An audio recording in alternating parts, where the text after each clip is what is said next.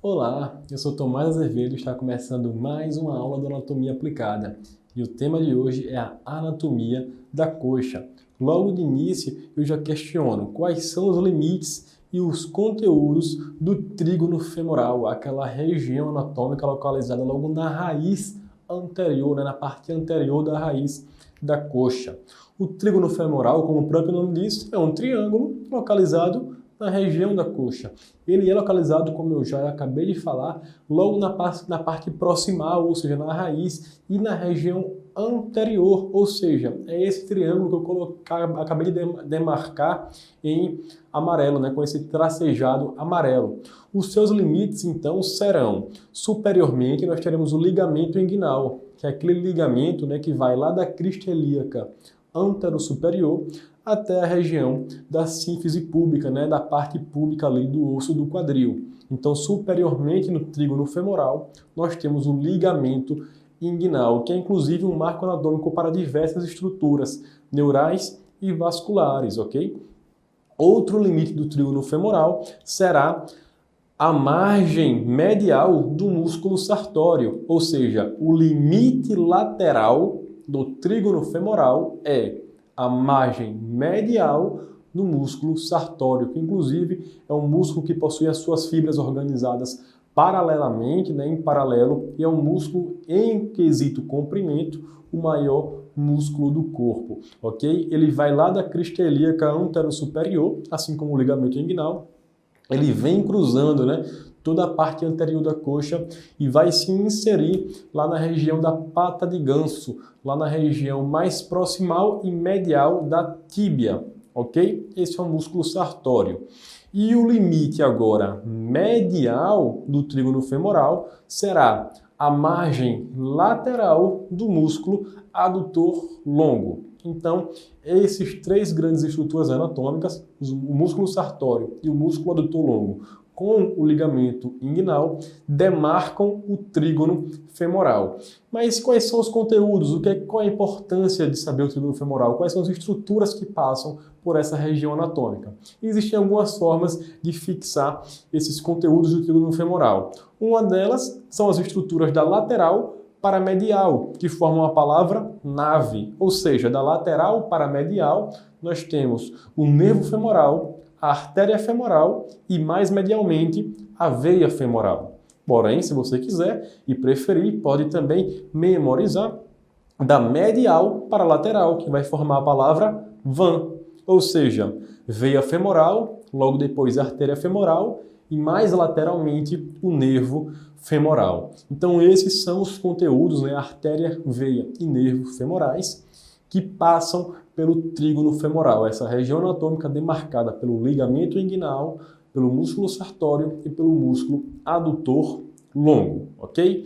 Na região anterior, no compartimento anterior da coxa, nós encontramos alguns músculos, dentre eles o músculo reto femoral, um músculo peniforme, né, que possui as suas fibras em formato de pena. Ao lado do músculo reto femoral, nós encontramos o vasto lateral e do outro lado o vasto medial. Ainda existe o vasto intermédio. O vasto intermédio não dá para ver nessa imagem ao meu lado porque ele é um músculo que está localizado profundamente em relação ao músculo reto femoral. Mas ele também faz parte, né, o vasto intermédio também faz parte do compartimento anterior da coxa. Além desses músculos, nós temos um músculo sartório, que, como eu já falei, é o maior músculo em comprimento, né, do corpo humano, e o músculo ilio-psoas, que nada mais é do que a união do músculo ilíaco, que está forrando ali, né, a asa do ilho, do osso do quadril, com o músculo psoas, que é localizado na parte posterior do abdômen. Então, o músculo psoas se une ao músculo ilíaco, formando o ilio-psoas, um músculo localizado na parte anterior da coxa.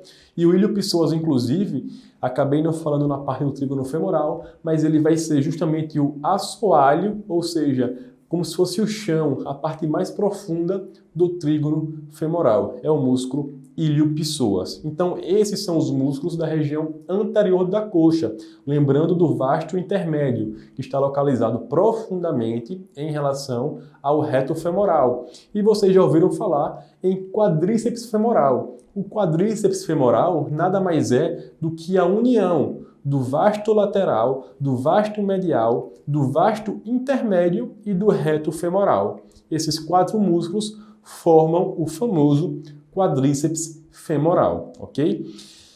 Ainda nessa parte anterior da coxa, eu faço justamente essa pergunta: quais são os músculos, quais são os tendões de inserção que formam a famosa pata de ganso? E a gente percebe que o tendão de inserção do músculo sartório, o tendão de inserção do músculo grácil, que o grácil é um músculo localizado na parte medial da coxa, ainda iremos abordar sobre ele. E o tendão de inserção do músculo semitendíneo, que por sua vez é um músculo localizado na região posterior da coxa, os tendões de inserção desses 3 músculos, eles se unem, formando uma estrutura parecida, similar à pata de um ganso, como vocês podem ver agora, que eu acabei de demarcar. E eles vão se unir e se inserir na mesma região, ali na tíbia, na parte mais proximal e medial da tíbia. E usos excessivos desses músculos podem gerar a famosa síndrome anserina, onde o paciente tende a movimentar como se fosse um pato, por exemplo, ou seja, a deambular com a marcha anserina, onde ele vai deslocando o quadril, forçando o corpo a ir movimentando, ou seja, é justamente como se fosse um pato, um ganso andando. Por isso que chama-se também de marcha do pato ou marcha anserina. Nada mais é do que uma tendinite, uma bursite nessa região do joelho, principalmente nessa parte mais medial, ou seja, nessa região onde estão localizados os tendões do músculo sartório, grácil e semitendíneo, ou seja, a pata de ganso, ok? Quais são os limites agora que formam, os limites e conteúdo que formam o canal dos adutores? Como assim canal dos adutores? O que é isso? Nunca ouvi falar. É o seguinte, nessa parte anteromedial da coxa existe um canal, um espaço literalmente, por onde estruturas vasculares e nervosas, transitam da região anterior para a região posterior da coxa. Então, esse canal de passagem de estruturas vasculares e nervosas é chamado de canal dos adutores. Esse canal, como a gente acabou de ver, vai da parte anteromedial, da coxa, em direção à parte posterior, ok? Os conteúdos que passam por esse canal são justamente o nervo safeno, a artéria femoral e a veia femoral. E as estruturas musculares que delimitam esse canal serão justamente o músculo vasto medial, onde acabei de colocar a seta aqui para vocês, o músculo adutor longo, fazendo o assoalho desse canal, o músculo adutor longo, e o trato aqui vasto adutor, que é um trato, uma fáscia muscular que advém do músculo adutor magno, ok? E esse adutor magno também ajuda a delimitar o canal dos adutores, muito mais inclusive do que o próprio adutor longo. E o que acontece é que o adutor magno ele vai formar o hiato dos adutores. Cuidado para não confundir. Uma coisa é o canal dos adutores, que de fato é um canal. Hiato dos adutores é uma das extremidades do canal, ok? É a extremidade mais posterior do canal dos adutores. É o hiato dos adutores. Essa extremidade é formada pelo músculo adutor longo. Como vocês podem ver aí, o músculo em verde, vou colocar agora uma seta. Ó. Essa seta que eu acabei de colocar nesse músculo em verde, aqui ao meu lado, é justamente o hiato dos adutores. É uma abertura natural, um orifício natural de passagem que é formado pelo tendão de inserção do músculo adutor magno, ok? Que é um dos músculos principais, junto ao vasto medial, que ajuda na formação do canal dos adutores, ou seja, esse canal de passagem entre essa parte anteromedial da coxa com a parte posterior, mais especificamente com a região da fossa poplítea, ok? Aquela região posterior do joelho. E quais são os conteúdos, quais são as estruturas que passam pelo canal dos adutores? Serão justamente o nervo safeno, que advém, né, do nervo femoral, porém é o nervo safeno que de fato passa por esse canal. Nós teremos a artéria femoral e a veia femoral, ok? Em relação à parte da vascularização na região anterior da coxa, percebam aqui nessa imagem ao meu lado que nós teremos a artéria femoral. A artéria femoral, antes de originar a artéria femoral profunda, essa artéria femoral origina a artéria pudenda externa superficial e a artéria pudenda externa profunda. Aí sim, depois que a artéria femoral originar as artérias pudendas externas, superficial e profunda, a artéria femoral vai originar a artéria femoral profunda. E essa artéria femoral profunda tem justamente esse intuito de se aprofundar nas camadas musculares para possibilitar a irrigação do compartimento posterior da coxa, ok? Enquanto que a artéria só femoral fica mais responsável pela irrigação da região anterior da coxa. E a femoral profunda, região posterior. Aí, partindo então da artéria femoral profunda, tem-se as artérias femorais circunflexas, né? Uma lateral e uma medial. Elas são ramos da femoral profunda. Além disso, nós encontramos, né, as artérias perfurantes, principalmente a primeira e a segunda, também sendo ramos da artéria femoral profunda. Aqui essas artérias perfurantes, como o próprio nome diz, elas vão perfurar as camadas musculares em direção à região posterior, para cada vez mais chegar aos músculos da região posterior, levando o sangue, né, com oxigênio e os nutrientes, para que eles possam exercer as suas funções, ok? Aqui percebam então, ó, a artéria ilíaca externa, que é um ramo, né, uma bifurcação lá da artéria ilíaca comum. A artéria ilíaca comum vai se bifurcar em artéria ilíaca externa e artéria ilíaca interna. A interna fica mais responsável pela irrigação da pelve de forma geral, enquanto que a externa ela vai em direção ao membro inferior. Quando a artéria ilíaca externa passa por baixo do ligamento inguinal, a artéria ilíaca externa se transforma na artéria femoral. Então, um marco anatômico sobre a divisão, né, de artéria ilíaca externa e artéria ilíaca femoral é justamente o ligamento inguinal. A artéria ilíaca externa passou por baixo, se transformou na artéria femoral. Lembrando ainda que imediatamente antes da artéria ilíaca externa passar por baixo do ligamento inguinal, ela vai originar para a região superior as artérias chamadas artérias epigástricas inferiores, que elas vão ascender pela região da parede anterior do abdômen até se anastomosar com as artérias epigástricas superiores, que são ramos, por sua vez, da artéria torácica interna, né? A famosa artéria mamária. Mas assuntos para outros momentos. Enfim, e aí foi originada a artéria femoral. A artéria femoral vai originar, por sua vez, a artéria femoral profunda, como nós vimos. E a artéria femoral profunda origina a circunflexa lateral e a circunflexa medial. Além disso, lá na parte mais distal da artéria femoral, ela originar algumas artérias responsáveis pela irrigação do joelho, como, por exemplo, a artéria descendente anterior, como vocês podem ver aqui. Essa artéria descendente anterior, ela é um ramo da artéria femoral, ok? E não da artéria femoral profunda.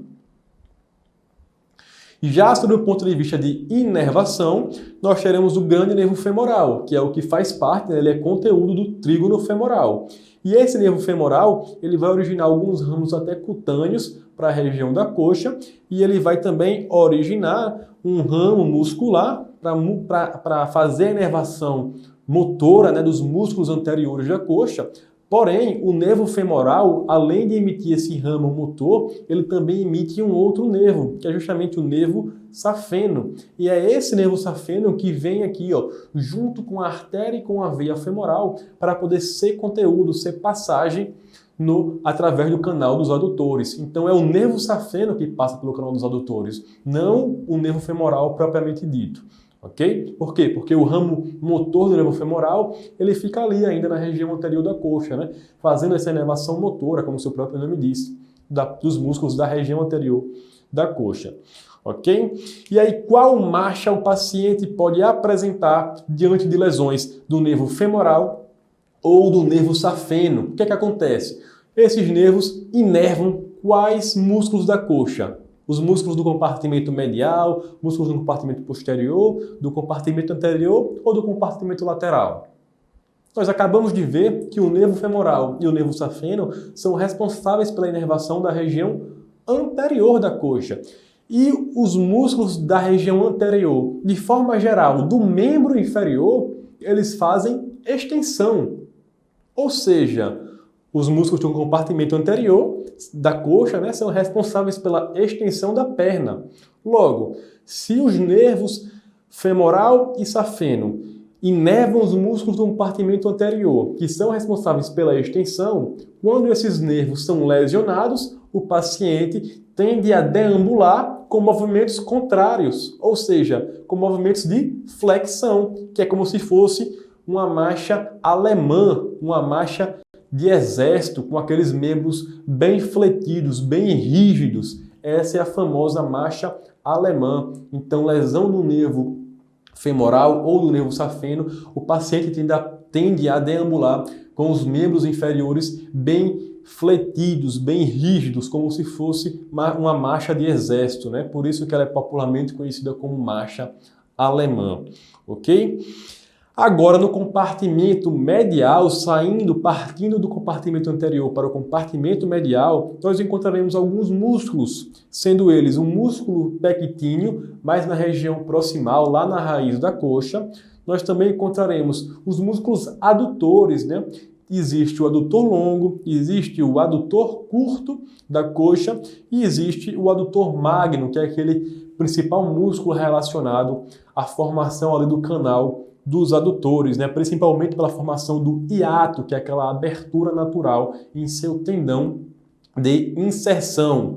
Além desses músculos dos adutores do pectíneo, existe também o músculo grácil, que assim como o músculo sartório, o músculo grácil também possui fibras paralelas, porém é um músculo mais curto que o músculo sartório, e ele está localizado de forma retilínea ali na parte medial da nossa coxa. Lembrando que o músculo grácil também ajuda, né, na formação da pata de ganso com o seu tendão de inserção. É o músculo sartório, o músculo grácil e o músculo semitendíneo, que nós ainda iremos abordar, ok?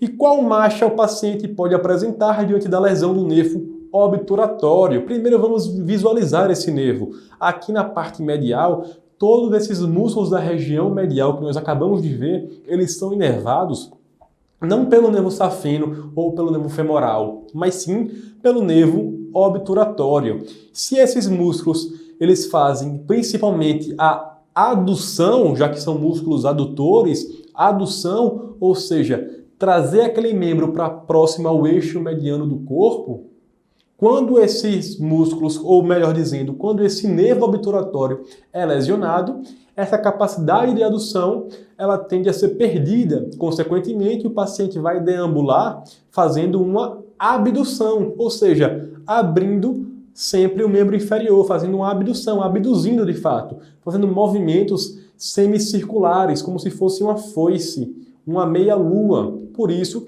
é chamada de marcha ceifante, ok? É a marcha responsável, né? Na verdade, a marcha característica de uma lesão do nervo obturatório. Agora, na região posterior da coxa, os músculos que nós encontramos são o músculo bíceps femoral, né, que é um músculo que possui duas cabeças. Essa é a cabeça longa do bíceps femoral. Esta outra é a cabeça curta, um pouco mais profunda e lateral, ok? Então esse é o músculo bíceps femoral. Ele, de forma geral, o músculo bíceps femoral, sua cabeça longa e sua cabeça curta, tendem a ser mais laterais. Na parte mais medial e posterior da coxa, nós encontraremos um músculo semitendíneo e profundamente em relação ao semitendíneo, o semimembranáceo, ok? O semimembranáceo, ele é mais profundo em relação ao semitendíneo. tendíneo. Então esses são os principais músculos da região posterior da coxa. Em relação agora à parte lateral da coxa, nós temos aqui o trato iliotibial, que é aquele conjunto de fáscias musculares que formam esse grande feixe de fáscias, né? Esse grande feixe rígido, que ele inclusive possui um músculo lá na sua região mais superior, chamado de músculo tensor da fáscia lata. Inclusive quando pacientes estão em pé em muito tempo, como eu estou agora em pé paralisado, os músculos adutores da coxa, os músculos da região anterior também, eles tendem a perder a sua função, porque quem assume essa função de estabilização do corpo numa posição fixa durante algum certo tempo é justamente o músculo aí tensor da fáscia lata com o seu trato iliotibial. Então é o único compartimento muscular localizado na parte lateral da coxa, ok? Lembrando que ele vai fazer relações com outros músculos, como por exemplo, aqui nós temos o vasto lateral, que via de regra é um músculo localizado na parte anterior da coxa. Óbvio, ele está na anterior e um pouco mais para a lateral, mas via de regra é um músculo do compartimento anterior. Então ele fica aí, profundamente em relação ao trato iliotibial. Por que iliotibial? Porque ele vai lá em cima da asa, né, do osso ilíaco até se inserir lá na tíbia, na parte lateral da tíbia, ok? Aqui na parte posterior nós temos a cabeça longa do bíceps femoral e ainda mais profundamente a ela, a cabeça curta do bíceps femoral. Isso só para vocês entenderem as relações anatômicas entre esses músculos, né, do compartimento posterior, do compartimento lateral, do compartimento anterior da nossa coxa. Quais são os limites e os conteúdos da fossa poplítea? Lembrando que a fossa poplítea é aquela região posterior do joelho. Ele é uma região em formato de losango, né, que é delimitada pelos músculos bíceps femoral, superiormente e lateralmente. Agora, superiormente e medialmente, nós temos os músculos semitendíneo e semimembranáceo, ok?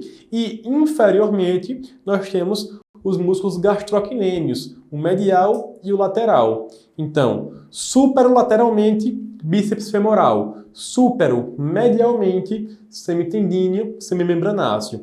E inferiormente, né, de forma geral, os músculos gastrocnêmios, um lateral e um medial, formando esse grande losango aí na região posterior do joelho. Os seus conteúdos, ou seja, as suas estruturas vasculonervosas que passam aí por essa região, são justamente a artéria poplítea, que nada mais é do que a continuação da artéria femoral. Lembra que a artéria femoral era a continuação da artéria ilíaca externa, né? A artéria ilíaca externa passou por baixo da artéria femoral, a artéria ilíaca externa passou por baixo do ligamento inguinal, se transformou em artéria femoral. A artéria femoral foi descendo pela região anterior da coxa, passou pelo canal dos adutores e aí sai lá na região posterior, na fossa poplítea. Quando essa artéria femoral ela aparece na fossa poplítea, ela deixa de ser chamada de artéria femoral e passa a ser chamada de artéria poplítea. Ok? Nada mais é do que a continuação da artéria femoral. Nós temos a veia poplítea, que por sua vez vai ascender, vai subir pelo canal dos adutores, né? E aí quando ela ascender e sair lá na região anterior da coxa, ela vai deixar de ser chamada de veia poplítea e passará a ser chamada de veia femoral. Nós temos o nervo tibial e o nervo fibular comum, que nada mais é do que o grande nervo ciático, o nervo isquiático, que está localizado na parte posterior da coxa, inervando os músculos da região posterior, semitendíneo, semimembranáceo e as cabeças longa e curta do bíceps femoral. Todos esses músculos posteriores são inervados pelo nervo ciático. E lembra que lá na sua formação do plexo lombosacral, o nervo ciático nada mais era do que o nervo tibial com o nervo fibular comum. Eles se unem lá na região perto do plexo lombosacral, eles se unem, possuem um envoltório de tecido conjuntivo envolvendo externamente e aí macroscopicamente aparenta ser um nervo único, que é denominado nervo ciático. Ele perfura ali entre o músculo piriforme e o músculo gêmeo superior, na região glútea, ele parte então descendo, né, indo para a região inferior, através da região posterior da coxa, inervando aqueles músculos da região posterior. E aí, quando esse nervo ciático chega lá na região da fossa poplítea, na região posterior ao joelho, aquele tecido, aquela bainha fibrosa que estava envolvendo aqueles nervos se desfaz e os nervos se separam. E é justamente o nervo tibial e o nervo fibular comum, sendo também conteúdos da fossa poplítea, ok? Já do ponto de vista de vascularização, nós temos aqui então a artéria poplítea, né? Fazendo um adendo sobre os principais vasos dessa região. A artéria poplítea, ela vai emitir a artéria tibial anterior. Essa artéria tibial anterior, como vocês podem ver nessa imagem, ela vai perfurar a membrana interóssea da perna, que é aquela membrana, né, entre a tíbia e a fíbula, para poder ir para a região anterior. Por isso que o nome dela é artéria tibial anterior, porque ela perfura a membrana interóssea para poder chegar no compartimento anterior da perna. Além disso, a artéria poplítea vai se continuar como tronco tibio-fibular. Por que tronco tibio-fibular? Porque esse tronco tibio-fibular vai originar, né, a artéria fibular e a artéria tibial posterior.